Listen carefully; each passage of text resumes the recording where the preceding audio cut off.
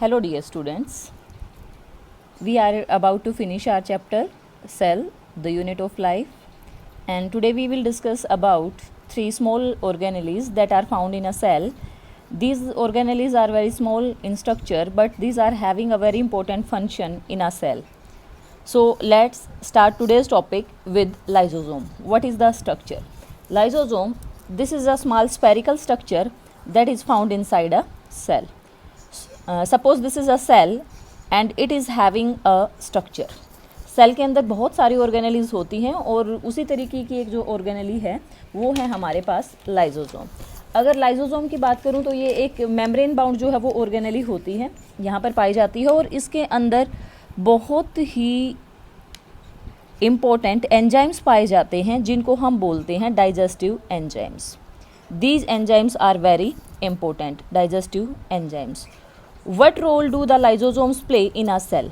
एक सेल के अंदर जो लाइजोसोम होता है वो क्या रोल प्ले करता है? सबसे पहले अगर स्ट्रक्चर की बात करूं तो जो लाइजोसोम होता है they are quite spherical in structure. Structure जो है वो स्पेरिकल होती है और यहाँ पर जो मेम्ब्रेन होती है वो सिंगल मेम्ब्रेन बाउंड स्ट्रक्चर होती है. वैसे माइटोकॉन्ड्रिया और जो है वो प्लास्टिड को छोड़कर बाकी जितनी ऑर्गेनेलीज होती हैं यहाँ पर वो सिंगल मेम्ब्रेन बाउंड स्ट्रक्चर होती हैं. तो इसके अंदर बहुत सारे एंजाइम्स होते हैं और इसीलिए इसका एक और भी नाम है यहाँ पर, that is the digestive bag. क्योंकि इसके अंदर बहुत सारे एंजाइम होते हैं तो इसीलिए इसको डाइजेस्टिव बैग भी बोलते हैं, because it contains a lot of digestive enzymes. तो एंजाइम क्या होता है? देखो, what is the word enzyme? Enzyme कोई भी एक ऐसा सब्सटेंस होता है जो किसी दूसरे सब्सटेंस को डिग्रेड यानी कि तोड़ने का काम करता है. तो एंजाइम जो है वो कैटालिस्ट होते हैं जो किसी भी चीज़ के ब्रेकडाउन को बढ़ा देते हैं. तो यहाँ पर एंजाइम्स इसके अंदर बहुत सारे हैं. तो सेल के लिए किस तरीके से यूज़फुल है? A cell is having multiple organelles. एक सेल के अंदर बहुत सारी ऑर्गेनेलीज हैं.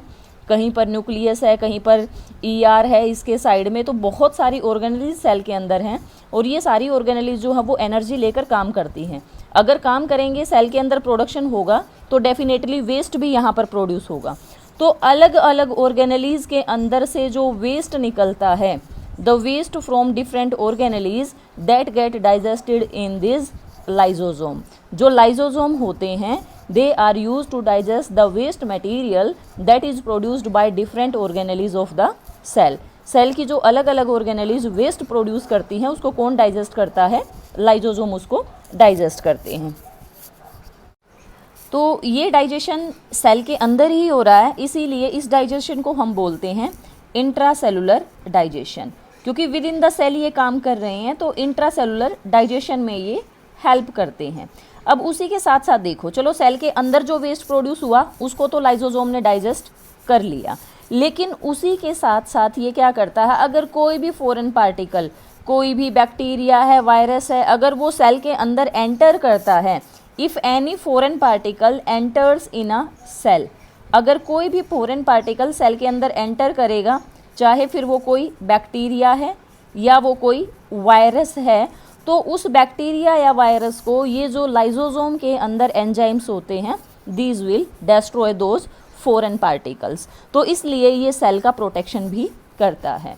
उसी के साथ साथ अब यहाँ पर एक बड़ा और इम्पोर्टेंट फंक्शन है कि जो लाइजोसोम्स हैं those are also known as suicide bag. अब देखो, सुसाइड क्या होता है? जब कोई भी एक क्रिएचर अपने आप को खुद ख़त्म करता है तो उसको हम बोलते हैं सुसाइड, अपनी बॉडी को खुद ख़त्म करना. तो ये कैसे होता है? यहाँ पर ये लाइजोसोम है जिसके अंदर बहुत सारे एंजाइम हैं. अब इस लाइजोसोम को फील हुआ कि इस सेल के अंदर कुछ ठीक नहीं चल रहा है, इस सेल के अंदर बहुत सारी ऑर्गेनेलीज डैमेज हो गई हैं और अब ये सेल प्रॉपरली वर्क नहीं कर रहा है, यहाँ पर मेटाबॉलिक जो एक्टिविटीज़ हैं वो स्लो डाउन हो गई. तो ऐसी सिचुएशन में एक लाइजोसोम क्या करता है बेटा?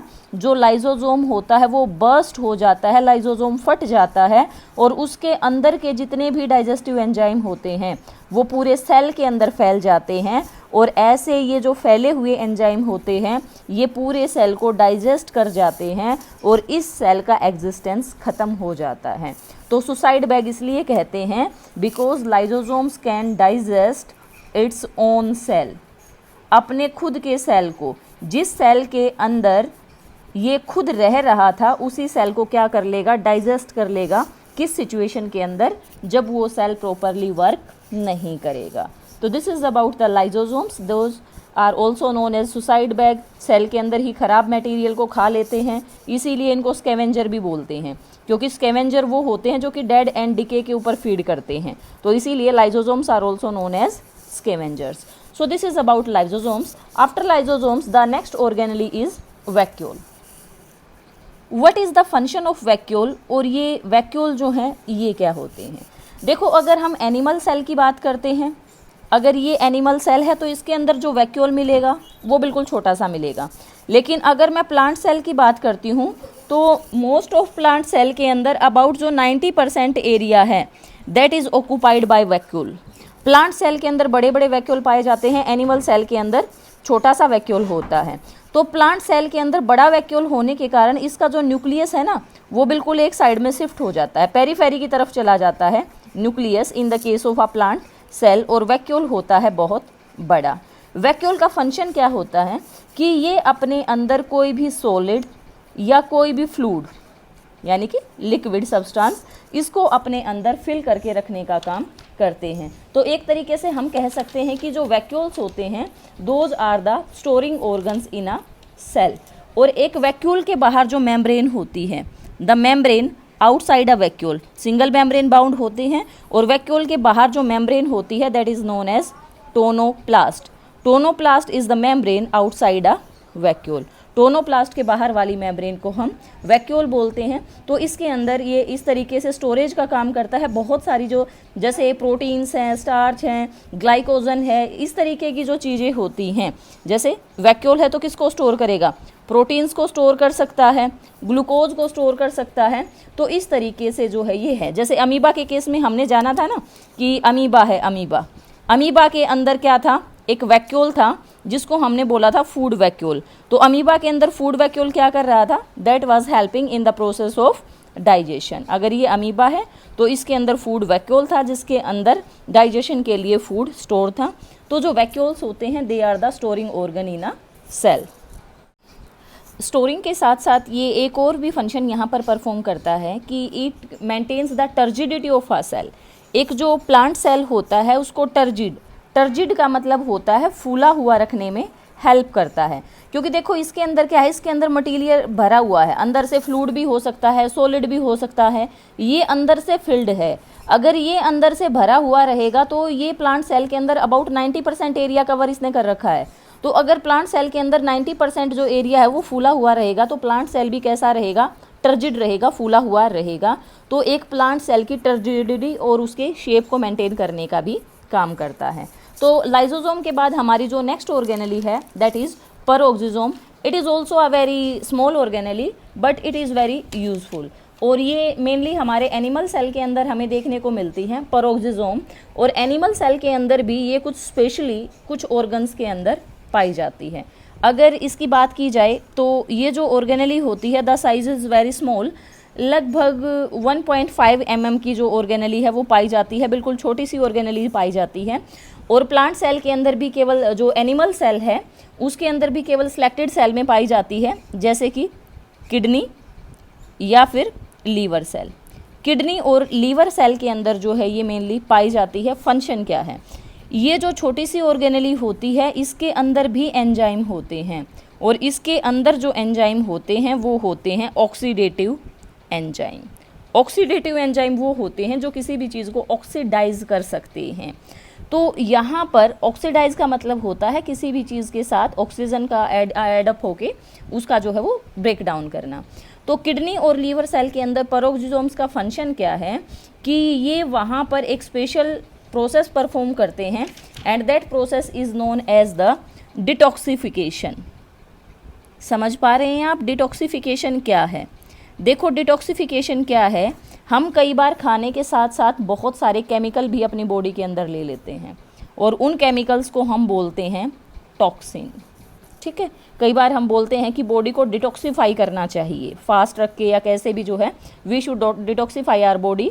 तो जो टॉक्सिन्स हमारी बॉडी के अंदर चले जाते हैं उन टॉक्सिन्स को ख़त्म किया जाता है in our kidney and in our liver cell.